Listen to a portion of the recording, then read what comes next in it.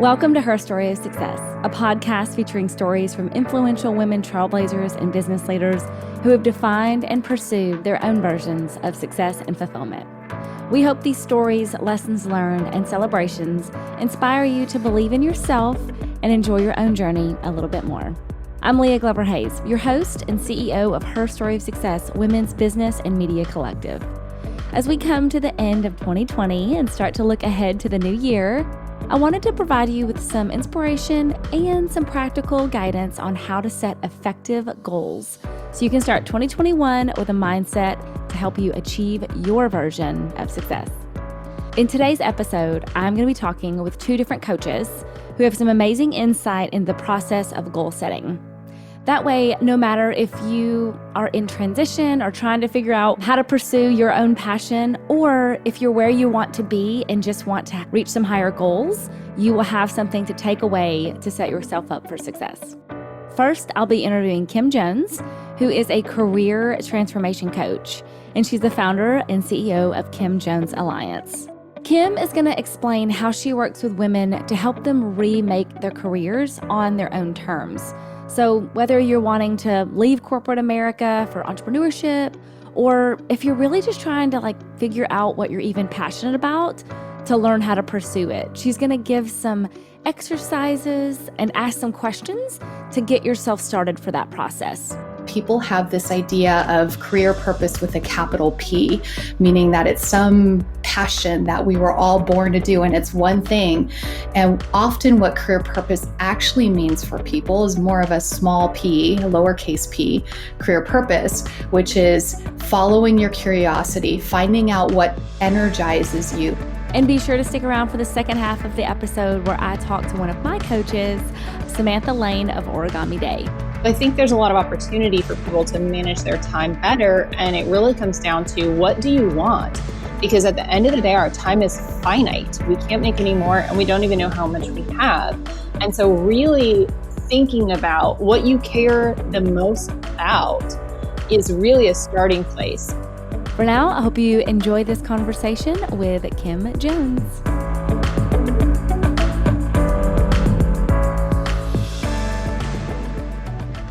Well, welcome Kim Jones to Her Story of Success. We are excited to have you today.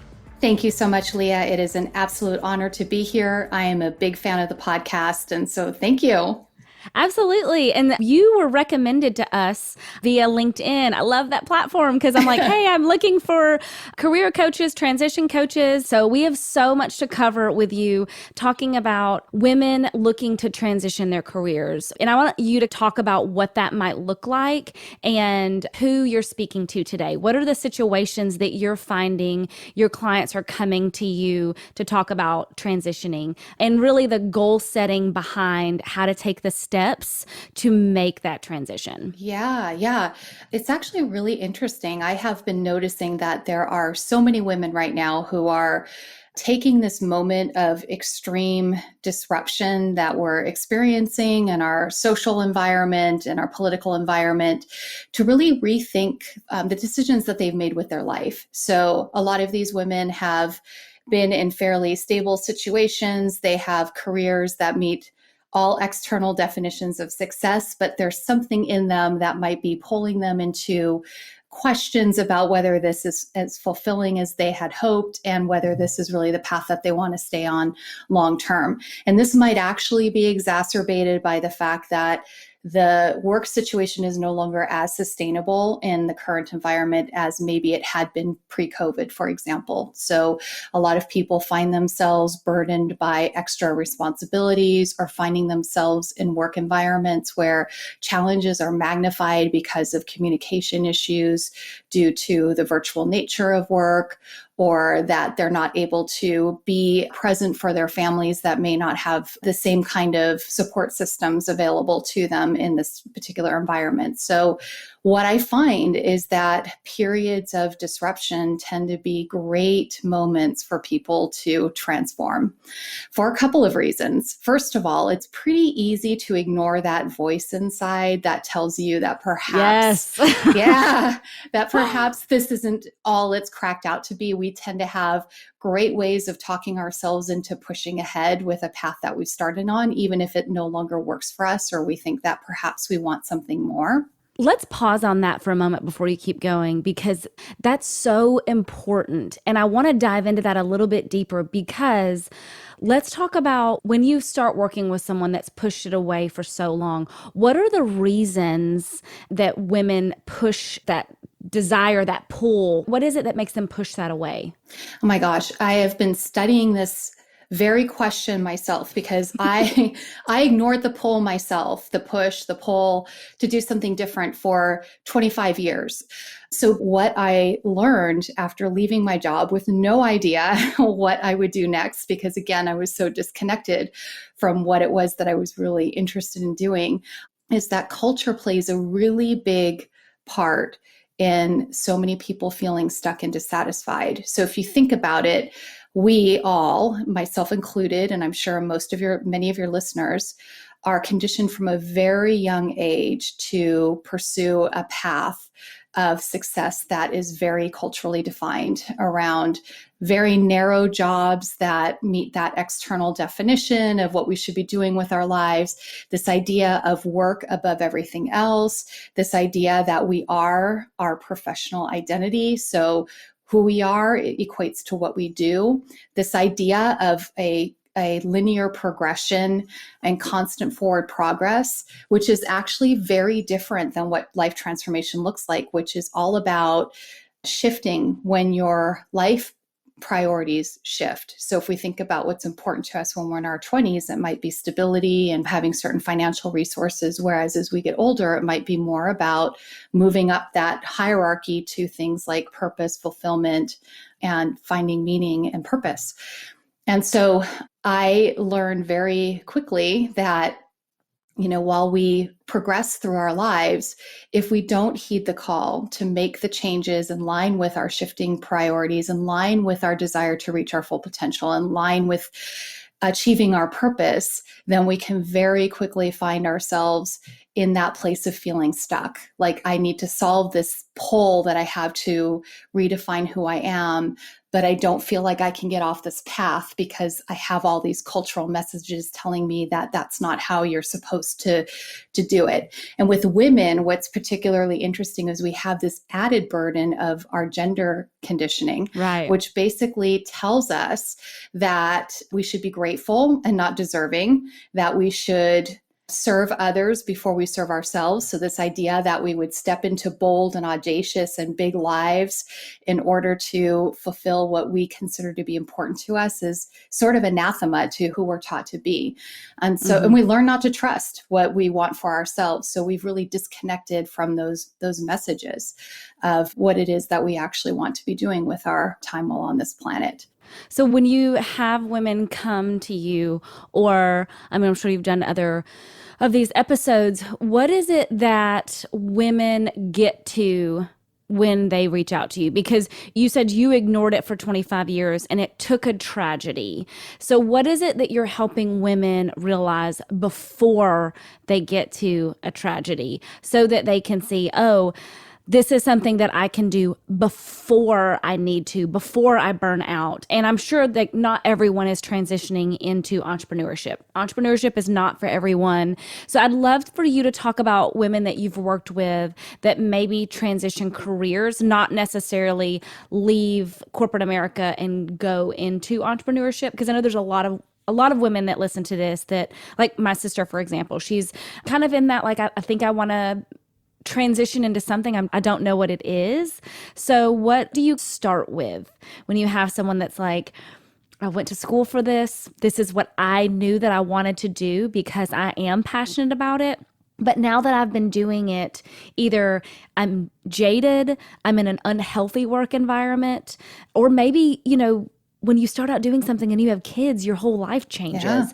So people come to you and you say, okay, start Are there questions that you ask them to dig deeper on, or are there exercises? What does that kind of look like for starting this process of looking for a transition? Well, I think the most important thing is helping people to understand that this is completely normal within the context of how many people progress and evolve over the course of their lives, and that there is great reward, benefits, fulfillment on the other side of it. So generally what I start with is in helping clients find their way through these questions is, what is it about their environment that is currently causing them to feel this pull, and what's important to them now? So we really start with, what does an ideal life, what is the biggest, most audacious life that you can imagine? And what that tends to bring up for a lot of people is their limiting stories. Like, well, I can't think about that because I have bills to pay, or only a very small handful of people get to do what they actually love, and it's work, it's not supposed to be fun. So we have to really work through those limiting beliefs and shift them into beliefs about possibility, and that idea that it is possible to start to create and build a life for them. That's huge. So really, it always starts, and this is where my coaching tends to deviate a little bit from traditional career coaching, which is all about taking action. And eventually, action is absolutely the path to transformation, but it really starts with inner transformation first. The inner transformation is really about unearthing those thoughts and beliefs that have led them down the path that they're on now, that has led them to become dissatisfied. And that might just be shifting priorities, but it could also be, again, because we've all bought into some of these cultural ideas that don't align with who we truly are and what's authentic to us. So the way that I like to approach it with clients is, let's just assume that a possibility mindset, an open field, is available to you. If you can't picture what it is that you want to do, likely it's because your beliefs are constraining you from even being able to open up to different thought patterns of what might be most fulfilling to you. So that's very typical. And so what we then start with is, well, then tell me what your ideal day looks like. Forget about what it is that you think you want to do vocationally. How much freedom do you want with your time? How are you feeling? What's your environment look like? What kinds of people are you surrounding yourself with? What type of problem are you solving? Starting a lot smaller, because I've found too that people have this idea of career purpose with a capital P, meaning that it's some passion that we were all born to do, and it's one thing. And often what career purpose actually means for people is more of a small p, a lowercase p career purpose, which is following your curiosity, finding out what energizes you, finding out what motivates you to do anything from serve a community to solve a problem that is something that you care deeply about. It can be about connecting with people and being around a certain type of like-minded person that energizes you. So we start with those questions before we go bigger. So again, we're looking at the internal landscape, and then really building the internal scaffolding around ideas that many of us have that keep us stuck, like we're not worthy of a life that we really want, or that I can't get paid doing what I really want, or that people won't take me seriously, or I'll lose connections and relationships with people that are important to me if I step out and do something different. So we have to look at all of that. And so that's really the first place that we start. Wow. I love this because as you're speaking, I can see where I did all of this work to get to where I am, having my own company, doing what I love, having conversations and sharing that with people. And it fills my soul so much to know that this might help another woman get in that position where she's truly fulfilling and doing what she loves. And what is beautiful also is I realized that as I went through this process, I was single. I mean, until I married my husband and continued on the process, but this has been happening for a long time. I was single. I didn't have responsibilities outside of myself. Once I got married, I was married to a very, very, very supportive man that wants me to be happy and pursues my dreams.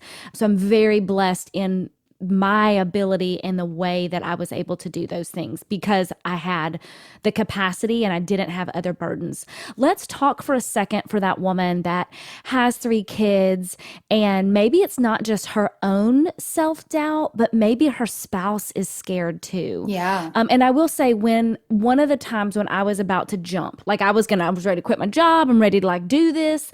And I will say my super supportive husband was like, what if you don't quit today? What if we he helped me like make a plan.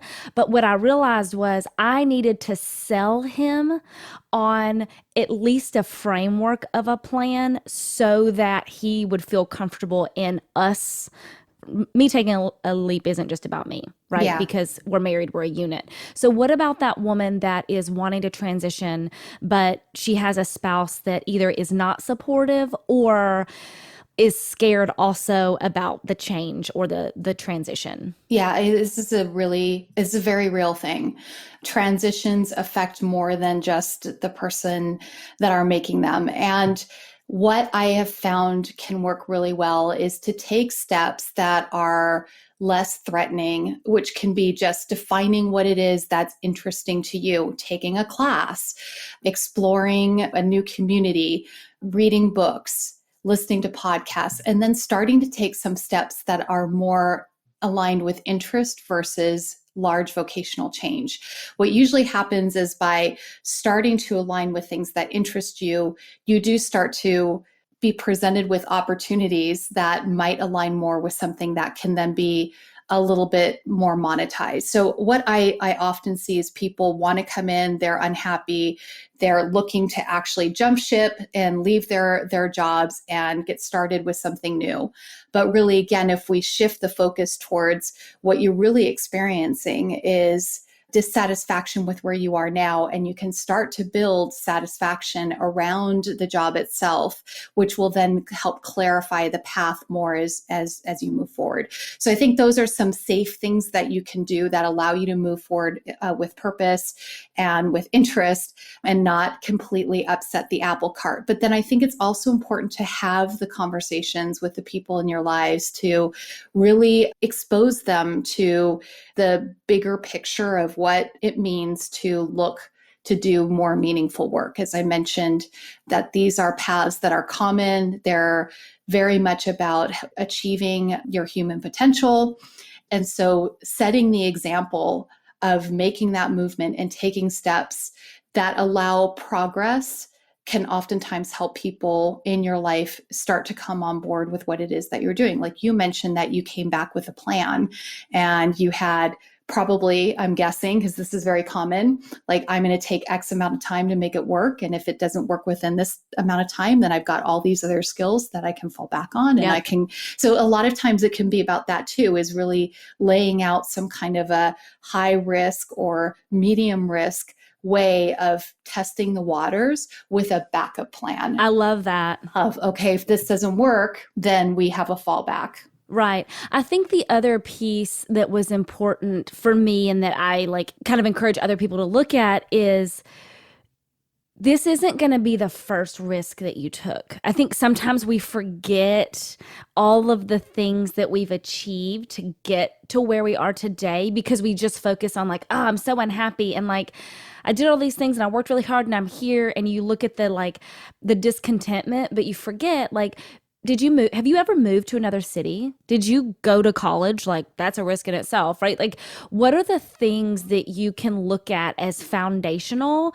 I already did this risk and here was the reward so that you can see, oh, I've done that before. And looking at how you navigated it can give you the confidence to say, oh, this isn't something new. It's just different, right? Like there's no way this is going to be your first transition unless you're like 18, right? Like any of us that have worked in the world for a minute. Have you ever taken a new job? Have you ever gone for a promotion? Or did you go through a tragedy? Have you had a job loss? Let's talk a little bit right now for the woman that has had a job loss maybe, because that can hurt your confidence so much. So I do want to talk about if you either got laid off or, maybe you've lost clients or your position isn't as good or whatever word that you want to use, as it has been in the past. And for that woman that's needing to either push forward or take this time to say, sometimes tragedy, sometimes loss, sometimes that is a opportunity to pause, reflect, and move forward. So talk to that woman for just a moment. Absolutely. That is actually the silver lining in forced change, which job loss, COVID, personal tragedy tends to decenter us. It knocks us right out of our sense of stability, which our sense of stability is often what keeps us stuck. So we think in those moments where things are going well, why would I change now? Because there's great risk. Whereas if you have been forced into a situation that's beyond your own choosing, that can actually bring up a lot of different ways of approaching things that you're not necessarily going to be as inclined to do. So you're already in a period of uncertainty. So looking at this as an opportunity to start thinking about what it is that you actually are really looking for in your next career, not just let me go jump, unless financially there's need to do that, but then let's still map out that longer term plan. Get that short-term job, but let's look at where you want to go long-term. But I think the important thing here is that periods of transition call forth incredible creativity and resiliency in people. So you start to discover resources that maybe you didn't have access to. And the other thing you mentioned about we've all been there in transition at one point or another. What tends to happen is that when we get established and we become experts, we don't want to go back to that newbie again. We don't want to be the novice. It's very vulnerable, being on a learning curve, worrying about failure. It's so much easier to take those kinds of risks when you're in a situation where you sort of lost the footing of the position that you were in before. So really shaping that mindset around the opportunity of it and focusing less on what this might mean personally. And this is, again, I think where the inner scaffolding is so important. Like, what beliefs do you have about yourself that are not serving you and moving forward? Because there are other ways where we can look at this as in terms of possibility, as opposed to from a perspective of being in a place where it's that much harder to move forward. Yeah. Let's talk about resources for a minute. Obviously, this podcast is a great one. Anyone looking to get inspired on career change or defining, and I always say in the beginning of it, like, this podcast is about defining success and fulfillment for yourself and learning how to pursue it. The conversation that we're having right now is literally the entire reason that I started this podcast, because I was on a journey of trying to figure out my path, what's my passion, and pursue that. So I wanted to share just a couple of books that I have read or am reading currently that would be helpful. And then I'd love to get a list that you have that you recommended reading that you have. So one is Thrive Through It by Brittany Cole. It's about building resilience. Anyone that has either experienced loss, job loss, any kind of loss really, and learning how to move forward. She, like you, literally her big dream corporate job, lost her mom, and talks about that transition. Believe Bigger, for anyone that is faith-based. Believe Bigger is about removing some of those limited beliefs that you talked about, like how we are made and built to do great things and how to start having confidence in that in ourselves. It's About Damn Time by Arlen Hamilton. It's a great one about learning what you love. And then Overcoming Under-Earning. That one is by Barbara Stanny. I have a group of women entrepreneurs that meet together, and we're actually going through that one right now. So this one's a good mindset about how to change your limiting beliefs and learn how to not fear success, like financials. And I love it because it is about, you don't either pursue your passion or become successful. Right? You can do both. And obviously that's why you're doing what you do. So I just wanted to hear if you have some recommended reading or classes, or if you have a book or anything like that you would like to mention. I just want to give people some practical, it is December, let's start doing this. And that way we're in this process of gaining the knowledge and transitioning. Yeah, there are some wonderful books and resources available. that speak to the process of transition. I recently read Glennon Doyle's Untamed, Yes. which is an amazing book about connecting with your inner voice and living your life with purpose and boldly and audaciously. And the points that I mentioned around moving past social conditioning to really go after what it is that you want to achieve in this lifetime. Raw Goddess, and that's spelled RHA Goddess, recently published a book called The Calling. And that is an excellent resource for exploring what it is that you want to do in your life. So it's a book really geared towards helping people discover and find their purpose and then get paid for it. So that's a great one if you're just starting out and know you want to do something different, but don't know exactly what path to proceed down. Anything by Seth Godin. He is absolutely terrific. He, I think, combines a really great business perspective with dealing with internal dynamics that tend to hold people back, and just gives really solid advice. Marie Forleo's Everything is Figure Outable is a terrific book. She obviously has done really amazing things in business and has followed her true and authentic voice. And she's got some great tips, again, really mindset oriented to help people get into the right frame of mind, but it's also very practical of specific things that you can identify that you want to achieve and how to move forward with achieving them. And then, of course, Jack Canfield, The Success Principles, is an absolutely awesome book. There's a workbook now that accompanies the actual book that I purchased recently, and it is a great tool and resource for sort of working you all the way through from purpose to implementation. So that's just a handful that I come up with off the top of my head. You mentioned more along the spirituality dimension. I really like Gabby Bernstein as someone to read, to really think about defining and creating a life that is centered, again, around your authentic voice, around service, around alignment and co-creation, and around really building things that are here to serve light in the world, which I love that message so much for people.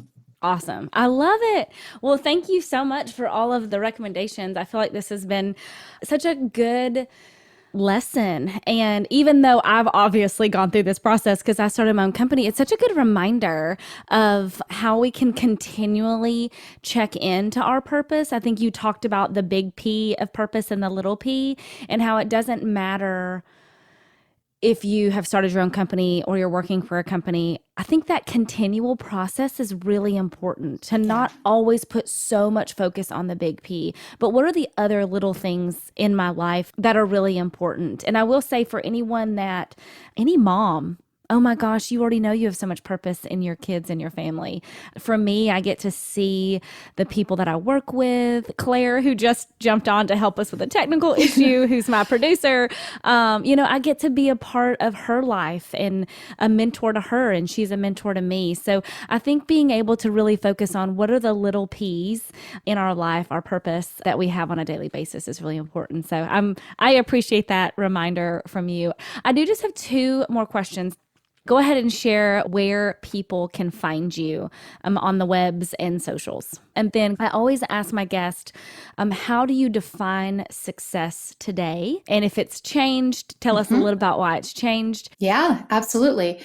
I define success very differently now than I used to. For me, in the first part of my life, it was all about achievement and living up to an external definition of success, about creating a life that looked great on paper and really provided me with a sense of accomplishment. That was super important to me. But what I recognized in that process is how much I traded for it, how many parts of myself I disconnected, how many of my priorities were subordinated to living into this external ideal.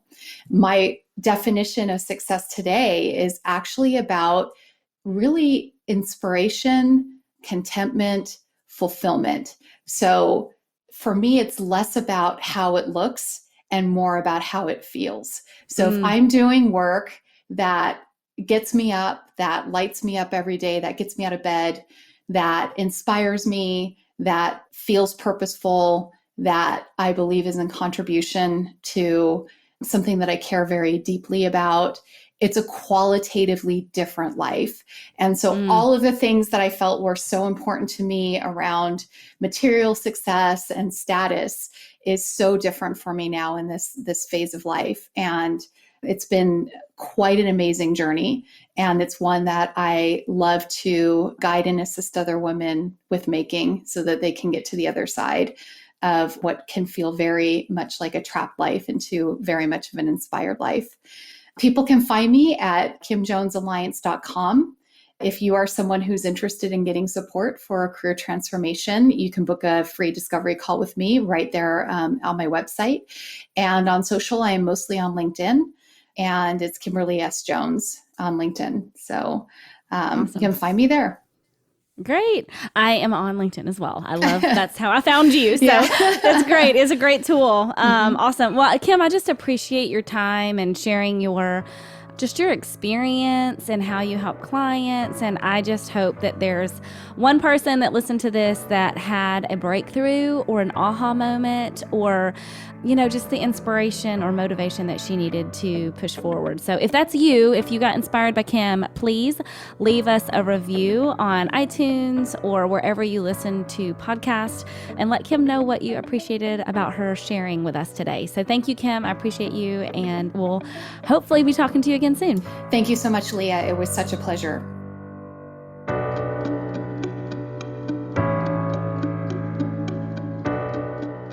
Even if you're not looking to change up your career in 2021, I thought Kim's advice for overcoming limited beliefs was so powerful for anyone who wants to reach a new level of success. My next guest, Samantha Lane, is going to be sharing some practical tips and resources you can use to chart out your goals and practice better time management. Praise the Lord. Samantha is the founder of Origami Day, where she offers speaking, training, and consulting services, and also a product line of planners and other time management tools. She's going to explain how you can bring your goals into day-to-day life with goal planning.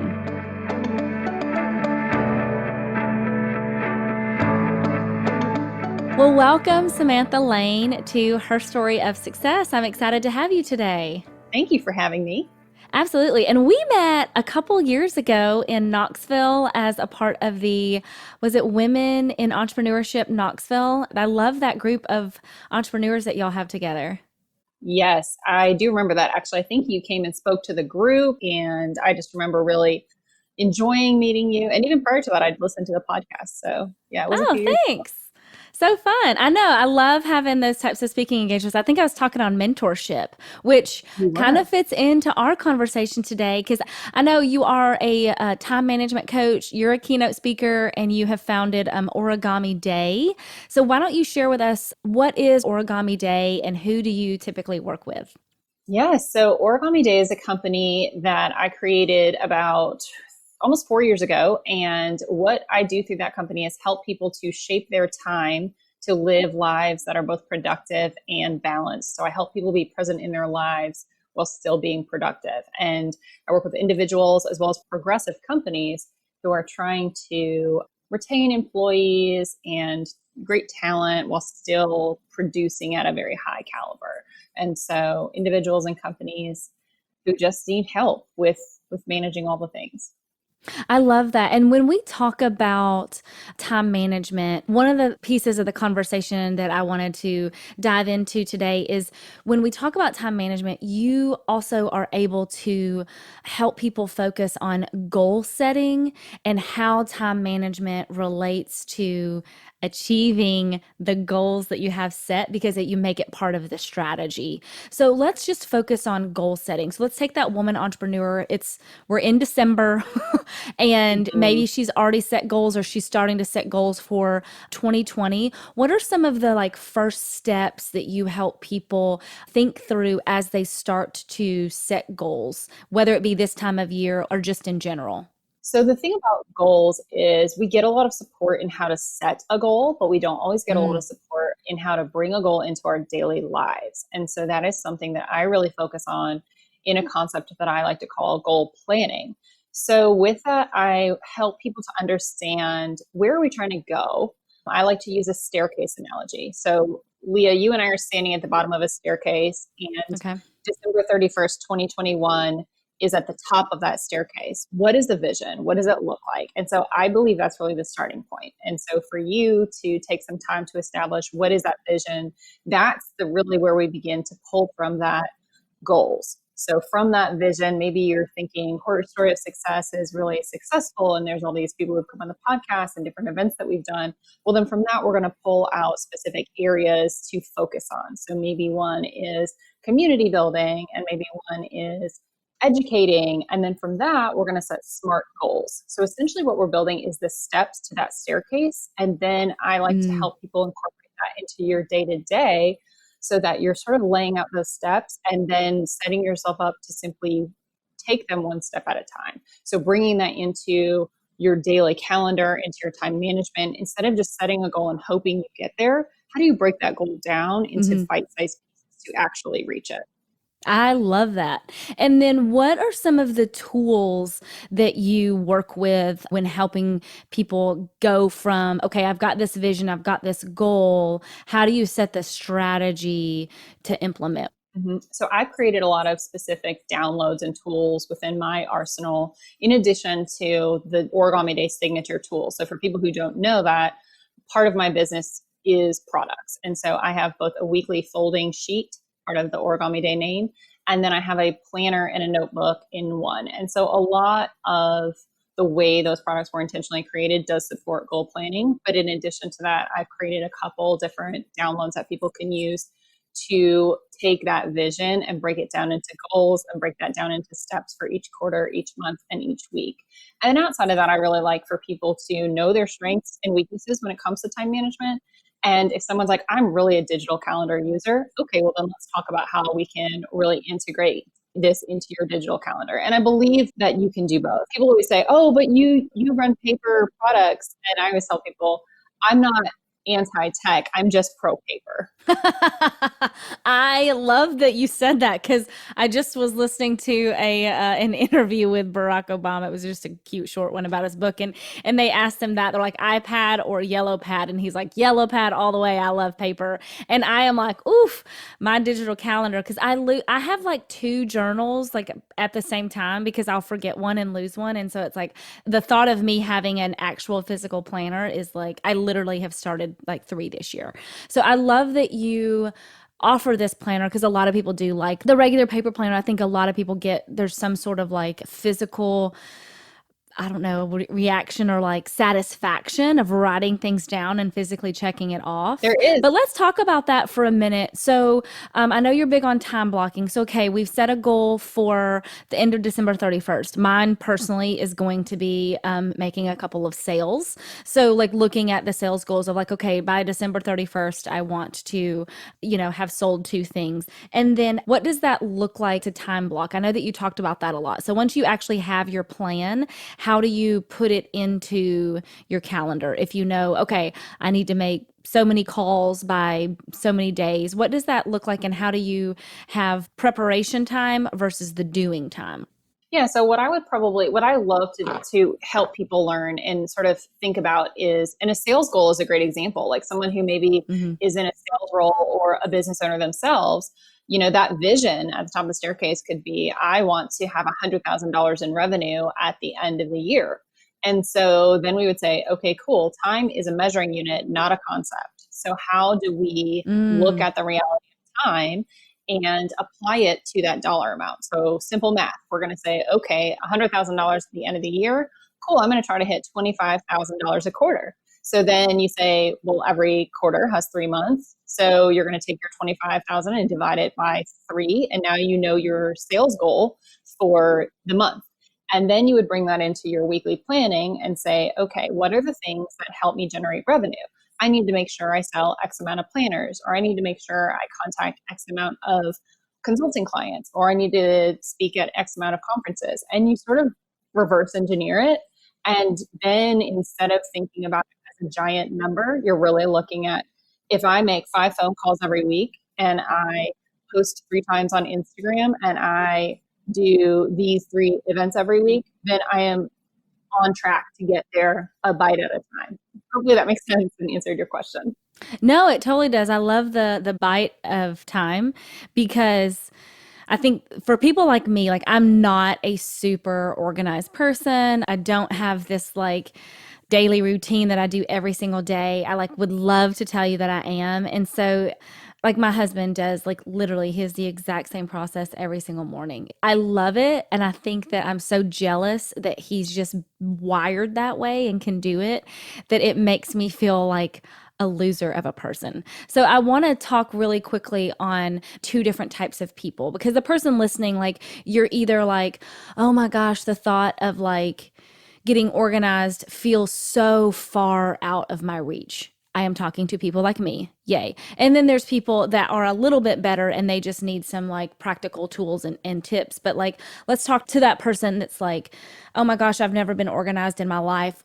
I want to maybe have you share a story of someone that you've worked with that's really struggled with like learning how to set their schedule and really commit to it and follow through with it. Gosh, I can actually think of so many examples. So what I like to do when I work with people on the consulting side and educating side is really understand who they are and where they're coming from. Because if I don't know what's moving you each day, it's hard for me to make recommendations. So I like to have clients do assessments. So sort of the Myers-Briggs or Enneagram, and just to help me understand a little bit more about their styles. So I recently worked with a client who is an individual consulting client who we did the Gretchen Rubin 4 tendencies. I'm not sure if you're familiar with that, but long and short is Gretchen Rubin says that there are 4 tendencies that make up the way you respond to expectations. So you have your upholder, who is driven by internal and external expectations. You have your questioner, who's very driven by internal, but they're not so worried about external expectations. You have your obliger, which makes up the majority of the population. And these are people who are very concerned about external expectations. You know, they're the people who will let down themselves before they let down someone else. And then you have your rebel. And your rebel is someone who wants to counter both internal and external expectations. So this particular client was a rebel. Okay, that's me. Okay, I feel like you're talking about me. All of those, I'm like, nah, and then I'm like, okay, that's me. Yep. And, you know, everyone is different and we're all made the way we're supposed to be. So it's interesting for me to try to apply the things that I've seen work with myself, with other upholders, which is me, with other obligers or questioners. And so a rebel is a really big challenge for me because it's the exact opposite. So what was neat was just sort of kind of guiding this person through the reality that they say, listen, I need structure. I know I do. So we really spent some time bringing them a little bit closer to structure. And we've worked together over the course of probably 3 months now. And normally when I consult with someone in the very beginning, we create a weekly template, which kind of touches on the time blocking that you mentioned. And we identify what sort of blocks of work are essential to success. And we plot them in a way that respects their, you know, different parts of our personality, peak productivity time, introvert, extrovert, things like that. It's very scientific. I love it. Oh, it's very helpful. With this person, I knew that they could not, as a rebel, we could not come out the gate with the weekly template. Ooh, I love, because I know I was thinking that too. I'm like, oof, you get me on a weekly thing right now. Like, we got to ease in, girl. We got to ease in. So what we did was we first just said every Friday, make a plan for the next week, put whatever you want on it.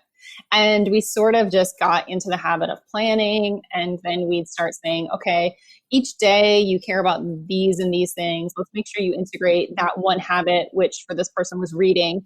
So let's make sure you read every day. And we just kind of slowly started building those habits. And then today we had a discussion. And through some changes in life, there was more overstimulation. And today we made a weekly template for this person because we realized, and they realized, that it was time and that they needed a little bit more structure. And so it was really neat to kind of see through that journey and know where they were strong and comfortable and where they just kind of, everyone has a different comfort level with change. So helping to understand, you know, their version of change, their comfort in their own choices, and their respect or less respect for structure. Right. What I want you listening to hear is this is very personal. And if you're like me and you have struggled with goal setting, and this is a huge topic. Like everyone, every leader, every company talks about goal setting. And so what I'm hoping that you're hearing is there's hope for you no matter what personality type you are. Do you like paper? Do you like technology? So I really encourage you to kind of check out Origami Day because she has a lot of options. So I appreciate the fact that you're like, okay, it doesn't matter your personality type, we can figure something out, but it does matter your personality type to figure out what works for you. And honestly, for me, like even as we started this conversation, like in literally my stomach, when I think about the structure and goal setting and all the things that I'm doing air quotes, like that I should do or need to do to be successful, I have feelings of shame, anxiety, guilt. And like, I think shame would be the best thing because it's like, I'm close to 40. I own my own business. I've been in business for a long time. And I just get that shame of like, I should be better. I should know better. I should know how to do these things by now, right? Like this should be something that I do. And so if that's you, if you've ever like felt guilty about people call it shoulding all over yourself. Like that's why I'm doing this podcast. It's like, I want you to hear that there's different ways to do it. And it's about finding what works for you. And we're going to put some links in the show notes of what Samantha's talked about with the different personality types and some of the products that she has for different people. This podcast is sponsored in part by Piccolo Marketing, providing outsourced marketing professionals for business owners. Piccolo Marketing was started by fellow woman entrepreneur Anavia McLean, and they have become our go-to resource when it comes to comprehensive marketing strategies and execution. So Anavia created Piccolo Marketing Mentor for people like me as a outsourced VP of marketing to chief marketing officer, depending on the size and needs of your company. How we use them is more like a VP of marketing. And the thing that I struggled with is like the processes and checklists, the project management of marketing. And I just felt like I was wearing a lot of hats and juggling a lot of things. So she helps us with the both long and short-term marketing strategies, and then providing my team a roadmap and insights that we can then go and execute on. Piccolo Marketing Mentor has helped thousands of business owners just like you and me develop our strategies to improve our marketing machine, which is how we get qualified leads and make sales. So to learn more about Piccolo Marketing Mentor, you can visit them online at piccolomarketing.com. It's Piccolo marketing.com. So this Rebel that you worked with finally got to where you could get the weekly plan. How do you help someone develop that new either mind shift or skill that they don't really have? How do you help people do that? What does that look like? Well, and I think you nailed it when you said the word mindset. I do not want to sound like a jerk when I say this, but I know right away if I can help people or if I can't help them. And the ones that I can't help, it's actually not my choice, it's theirs. And I use the word choice because I also believe that we have choice. Not everyone has choice in everything that we do, but on a daily basis, we do have a lot of choices, especially as it pertains to where our time and our energy goes.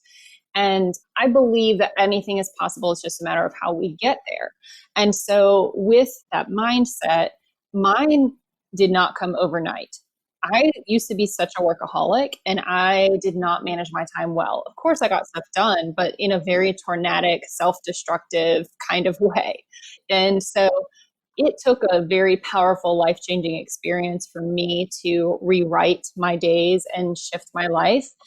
And so part of my struggle as a time management consultant and as someone who's really trying to spark a larger shift than just managing your days better, my biggest struggle comes in helping people to have the powerful epiphany that I had without having to have the surgery that I had. Right, like a trauma to go through. Yeah. Exactly. This pandemic has actually been helpful in some ways because I think it is similar to what I went through. And I think a lot of people are suddenly in this weird position of their calendar was first stripped away of all the commitments it had, and now we're sort of in this rebuilding stage. So I think there's a lot of opportunity for people to manage their time better. And it really comes down to, what do you want? because at the end of the day, our time is finite. We can't make any more, and we don't even know how much we have. And so really thinking about what you care the most about is really a starting place. Because if you can Ooh. care about something so deeply, then you're willing to make changes in your daily life. You're willing to make changes in your calendar. You're willing to shift habits and hold yourself more accountable if we know what your why is. So that staircase we talked about, Leah, when we're Wow. standing down at the bottom of it, looking up, whatever's at the top has to be so enticing that you're willing to take step after step and check off goal after goal to get there. That is so key. And I will tell you, and this isn't about me, but I just want to give an example for the person listening and why that's so important. And I think maybe what's held me back, honestly, even with her story of success and really turning this into a successful company, is I am not I don't know if this is the right way to say it, but I'm just going to say it and you correct me. I'm not a self motivated person. And so if it's about me getting money or gaining success, I can't push myself to do it because I should. There has to be something that's like, if you do this, then you can do that. And so when I worked in a sales job, I was making decent money. I was already married. My husband was making good money. And so I didn't have that tie of reaching this super high sales goal for myself because I was like, I didn't have that tie between the need, right? Like the I have to do this. And it was actually an incident with my mom that came up that I was like, oh, hang on. If I reach the sales goal, I'll make this and then I can pay for this thing for my mom and not have to ask my husband if we can do that. Do you know what I mean? And so I 100% agree with you.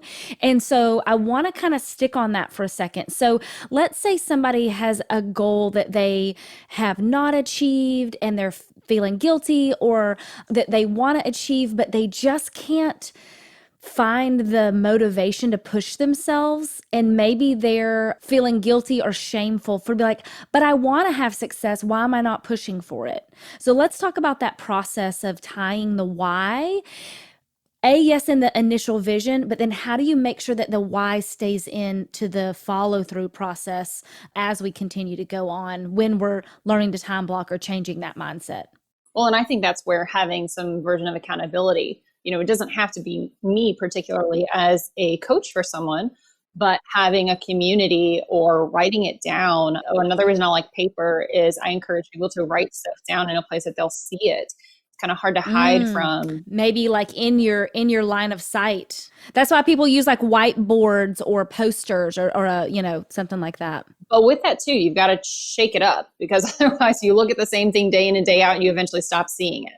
And so I think it's important too for people to be able to have some shuffling so things stay fresh. But part of that too, I think, is putting something out there to the universe. When you say something, again, because the majority of our population is an obliger, if you say something and you put it out there, then there's, a certain amount of responsibility so that you don't have to deal with that shame of not getting it done. Yeah. But that's the other thing is I believe in like setting realistic goals. One of the things that I do that I haven't even mentioned yet is I am very committed to SMART goals, which you've probably heard before: specific, measurable, achievable, realistic, time bound. And so we set realistic goals, because I don't want someone to set a goal that is setting themselves up for failure. Right. Because that dangerous will take the whole thing down. Yeah, we talked about the value of paper. There's scientific studies that show us that writing something down is going to help us remember it, and crossing it off is going to help us feel more accomplished. So celebrating those successes, that perpetuates more productivity. So not even just in a daily to-do list, but in your goal setting. So I like people to start off in the beginning with sort of really, really reachable goals, not sandbagging, but like enough that they're going to get that win and they're going to keep going. So for example, to give you some examples of clients, one of the things that I do with my clients is we always measure on a self-measured scale. It's usually something to do with how they would rank their work-life balance, their time management, or their planning, something in that world. And I'm not kidding you. Every time I meet with someone, when we get to that second meeting, and sometimes when we get to our 8th meeting, we always go back and we see traction, and people always are increasing. And so even if it's not a very scientific official way to measure, people are feeling more productive and they're feeling more balanced and they're feeling more empowered. And that, I think, perpetuates a different way of living their lives and getting things done. I think that's a really good point when you talk about either like marking it off the list or like having the goal and then like seeing movement. I will say, so most of you that listen know that years ago I sold Mary Kay. I still use the product. I do love it. This is not a plug. I just love it. But I became a director and I wanted to earn that free car.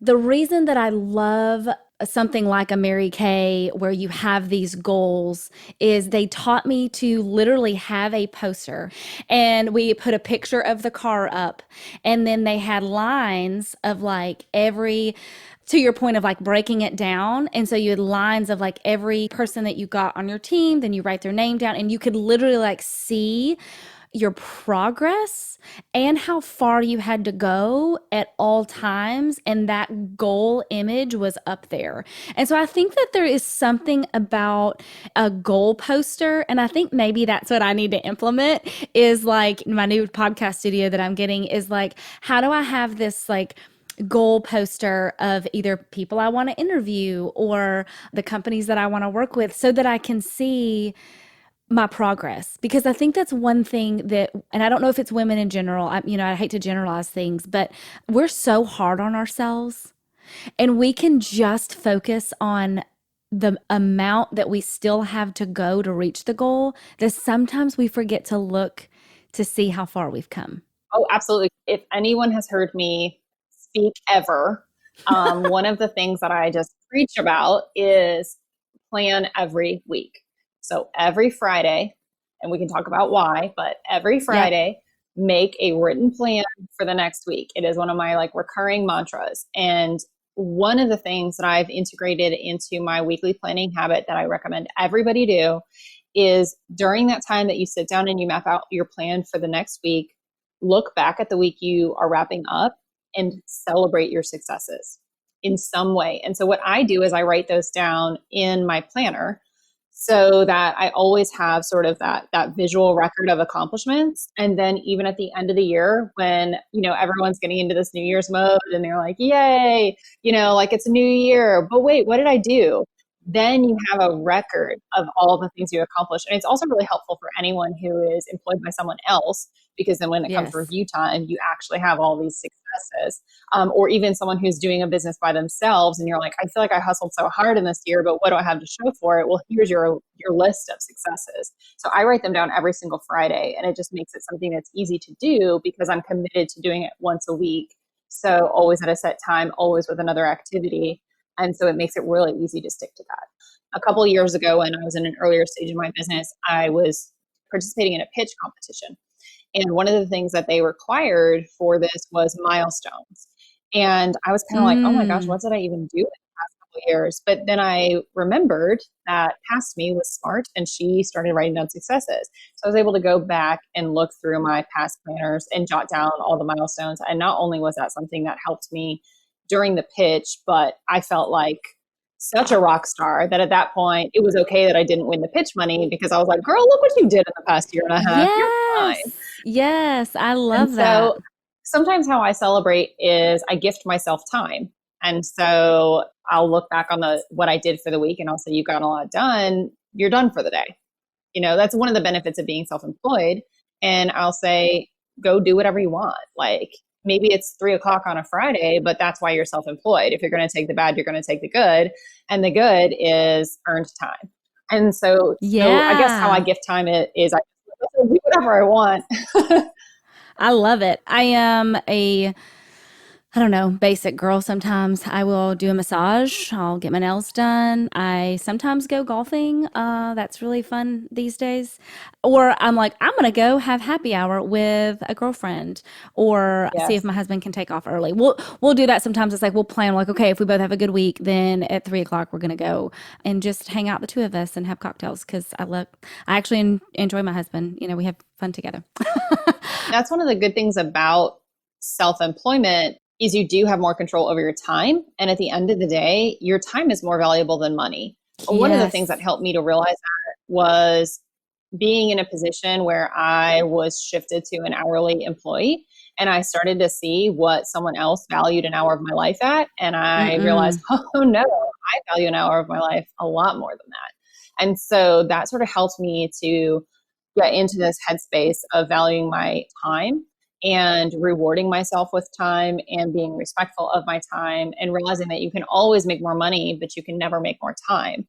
And so that has been really Mm-hmm. important for me. My husband's a fireman, so he will work 24-hour shifts and he doesn't work Monday through Friday. So gifting time to me and to us, like you, I also like my husband and I like to spend time with him. So sometimes I will plan so that I can get the work done when he's at the station so that I can be more available to him when he's home. And it's I just love really helped that. me not only to be happier, but I think I'm more productive that way. One of my big soapboxes is when we are happy and balanced, we are more productive. Yes. Yes. I love that this concept of goal setting and time blocking and really working and understanding what you're doing week to week.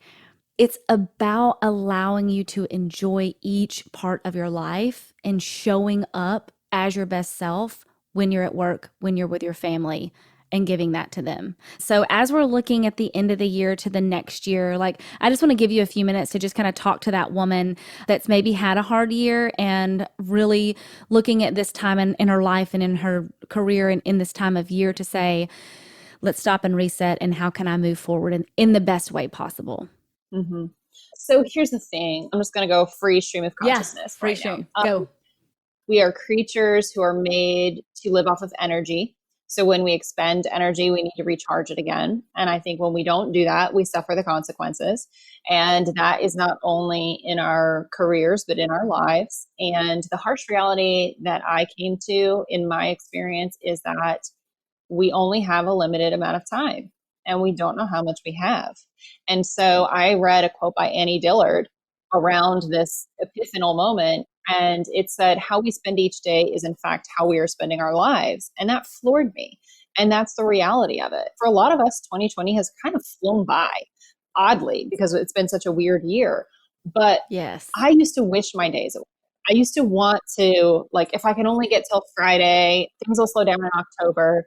And in hindsight now, I'm sad that we're at the end of the year because that means another grain of sand through the hourglass, like it's dwindling down.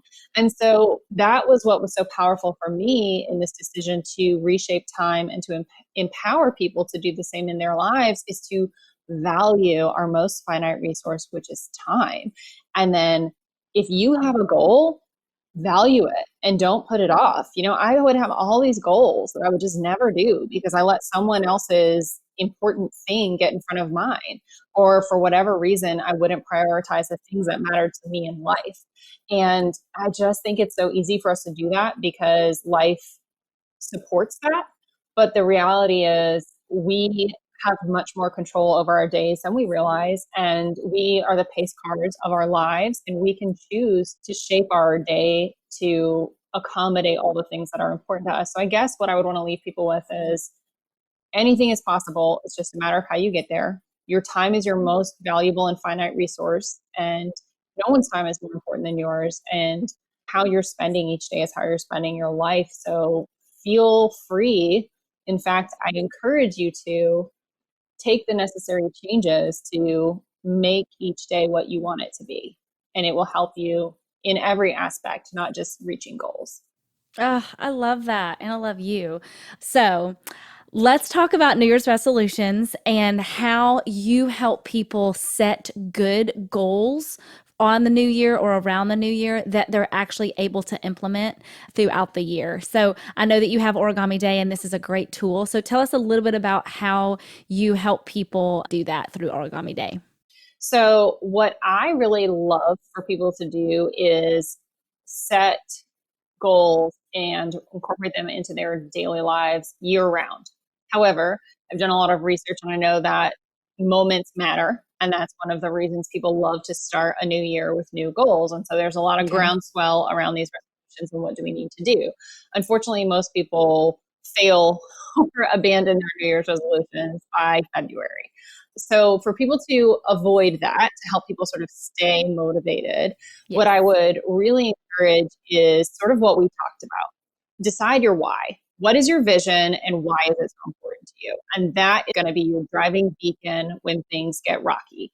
Then with that, break it down and say, what are all of the tasks that have to happen for me to get to that vision, for me to see that become a reality? Then pull maybe just one of those and turn it into a SMART goal.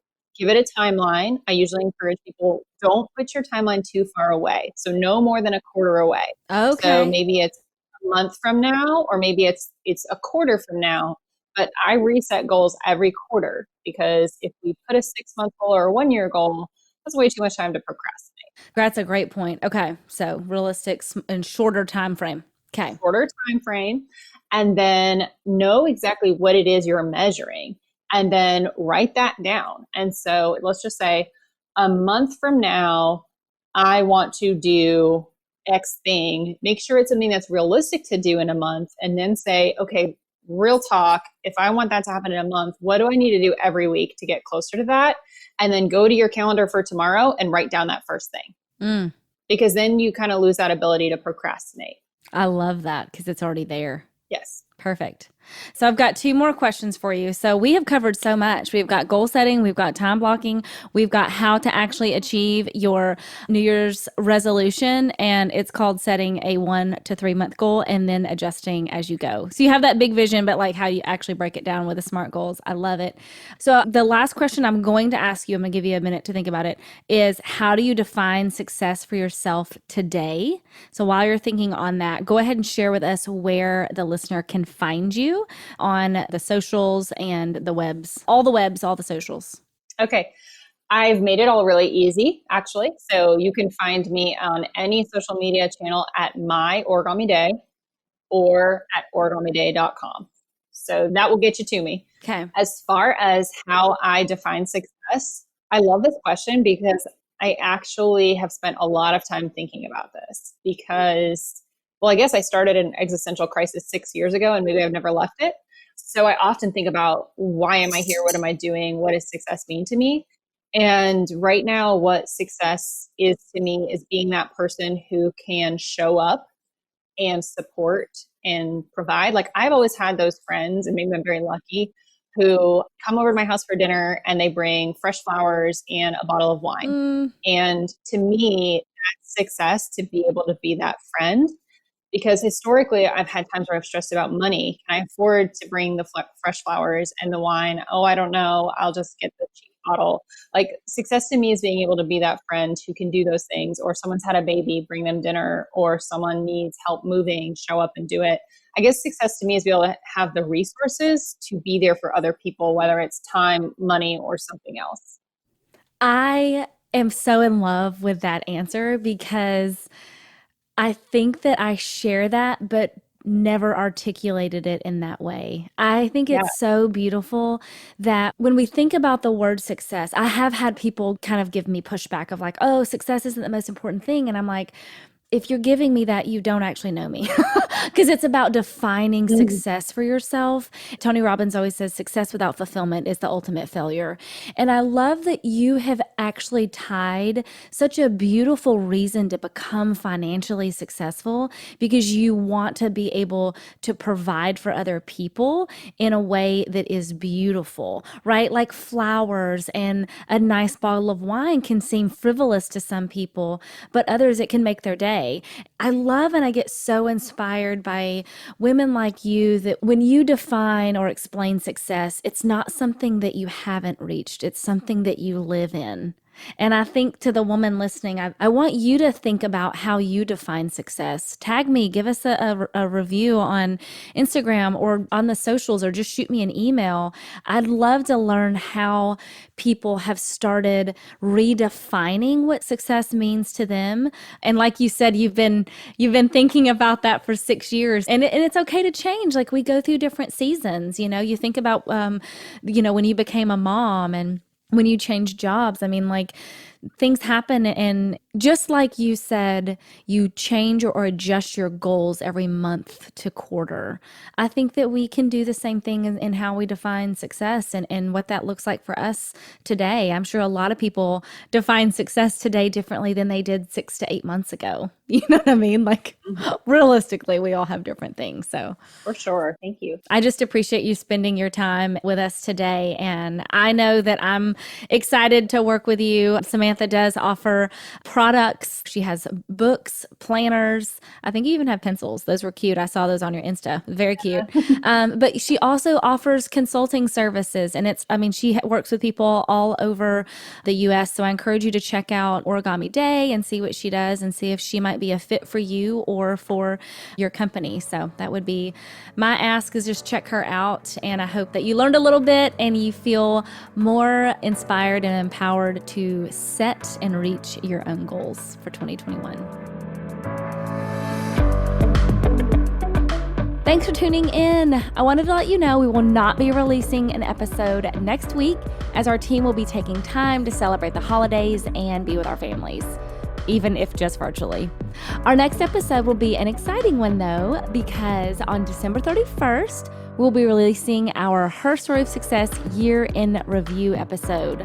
We'll be talking about what we've learned this year, the guests that we had that inspired or helped us transform our own lives, and we even have some of you that contributed. So you won't want to miss that conversation. Until then, I hope you have a safe and very happy holiday season. Her Story of Success is a podcast produced by women for women. Our executive producer is Claire Bidigary Curtis, and our production coordinator is Bronte Lebo, and I'm your host, Leah Glover Hayes. Talk to you soon.